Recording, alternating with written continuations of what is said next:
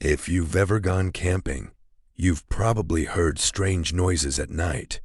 The wind, animals, branches snapping in the darkness. But what would you do if every sound suddenly stopped?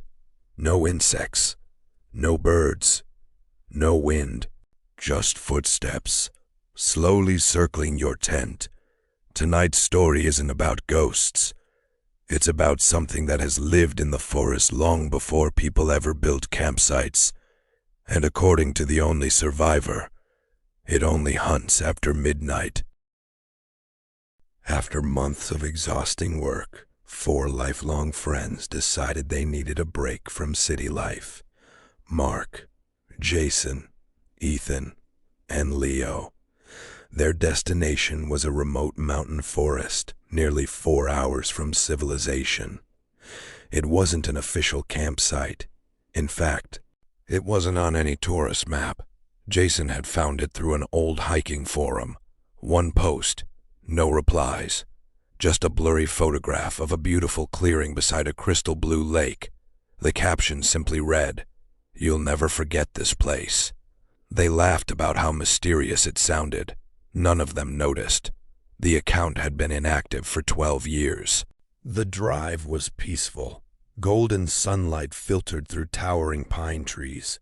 Birds filled the air with cheerful songs.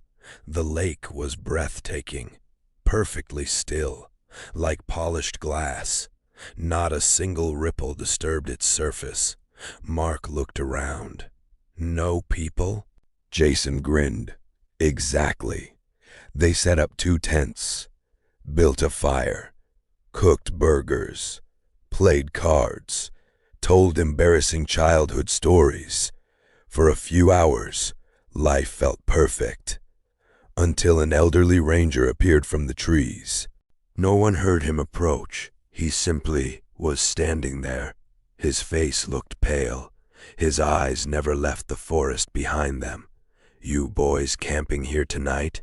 Jason smiled. "Yeah." The ranger's expression changed. "You shouldn't." Mark laughed. "Why?" The old man hesitated, then quietly answered, "Because this isn't a campsite. It's feeding ground." Silence. The friends exchanged confused looks.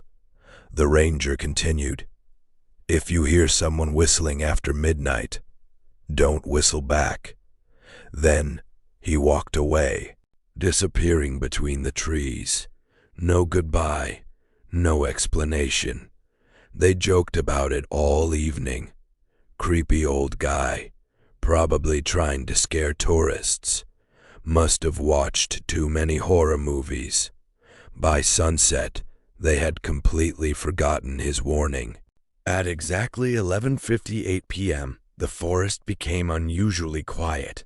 Not gradually, instantly. Every insect, every frog, every bird, gone. The silence felt heavy. Even the fire crackled less. Mark noticed first. "Do you guys hear that?" "Hear what?" "Exactly." No one answered. Then a whistle echoed through the trees. One long, high, perfectly clear note. Far away. Jason smiled.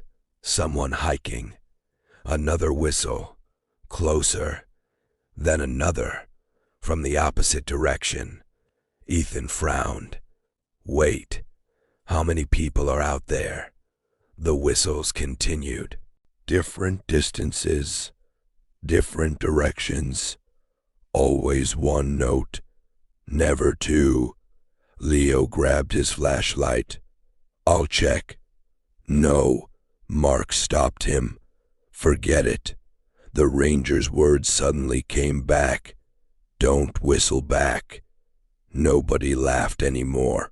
Around 1:30 a.m., they finally crawled inside their tents. Mark shared one with Jason. Leo and Ethan slept in the other. Sleep never came. Crunch, crunch, crunch. Leaves. Slow footsteps, circling the tents. Not rushing. Walking. Patiently. One complete circle, then another. Jason whispered, "Bear?" Mark listened carefully. No, bears don't walk like that. The footsteps stopped, directly outside. Silence. Then, 3 gentle taps on the tent wall. Nobody breathed. Then came the whisper, "Jason." It sounded exactly like Mark. Jason froze. Mark whispered, "I didn't say that." The whisper returned, this time sounding exactly like Jason. Mark. Neither of them moved. Outside, something smiled. They could hear it. A scream shattered the silence. Leo burst from the second tent. Ethan's gone. Sleeping bag, open zipper, empty tent. No footprints, nothing. The 4 searched with flashlights. Ethan, no answer. Only trees. Then, a flashlight beam appeared, far away, walking toward them. It was Ethan, covered in dirt, shaking. "I got lost." Jason hugged him. "Dude, what happened?" "I heard my mom calling." Everyone looked at each other. Ethan's mother had died 5 years earlier. Back at camp, Ethan barely spoke. He stared into the fire, without blinking, for nearly an hour. Then, he smiled at nothing. Around 2:40 a.m., Mark walked to the lake alone. He splashed water on his face. When he looked into the reflection, he wasn't alone. Behind him, Ethan stood silently. Mark turned. Nobody. He looked back. Ethan remained in the reflection, smiling, but this time, the reflection raised its hand. The real Mark hadn't. He stumbled backward. The lake rippled. The reflection disappeared. Behind him, a voice whispered, "You looked." The ranger suddenly returned, holding an old lantern. His face showed no surprise. "I told you not to stay. What is it?" The old man answered quietly, "It copies. It learns. It waits until someone answers, or believes what they see." Jason looked toward Ethan. "What if?" The ranger nodded. "Then your friend never came back." Everyone slowly turned. Ethan was gone. Again. Branches exploded around them. Something enormous moved between the trees. Too fast. Too silent. Flashlights caught only glimpses. Long arms. Pale skin. A face that changed every second. Mother. Brother. Friend. Child. Each face smiling. Each voice begging, "Help me. I'm lost. Don't leave me." Leo stopped. "I hear my sister." The ranger screamed, "Don't look." Too late. Leo walked into the darkness, without resistance, without fear. His flashlight fell. The forest swallowed him. Mark, Jason, and the ranger ran until dawn. The first sunlight reached the trees. Birds began singing again. Everything felt normal. Police searched for 2 days. No Ethan, no Leo, no footprints, no blood, nothing. Authorities blamed wild animals. Case closed. Months later, Mark couldn't sleep. Every night, at exactly 3:17 a.m., a whistle echoed outside his apartment. One perfect note. Sometimes, his phone rang. No caller ID.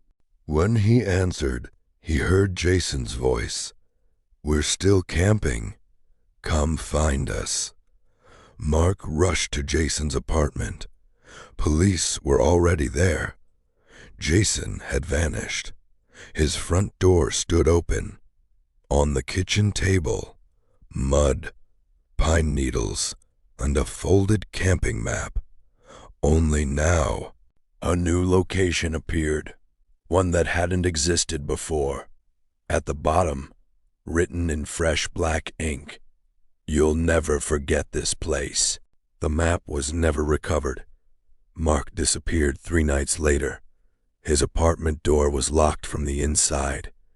Neighbors claimed they heard someone whistling in the hallway at exactly 3:17 a.m. Authorities found only one thing: a camping backpack, still wet, covered in pine needles. Even though it hadn't rained in weeks, some hikers now say there's a hidden campsite deep in the mountains. Beautiful, silent, untouched. If you ever find a clearing beside a perfectly still lake, leave before sunset. And if someone whistles after midnight, no matter whose voice calls your name, don't answer. Because some things in the forest don't hunt your body, they hunt your place. And once they learn your voice, everyone else will think you came home.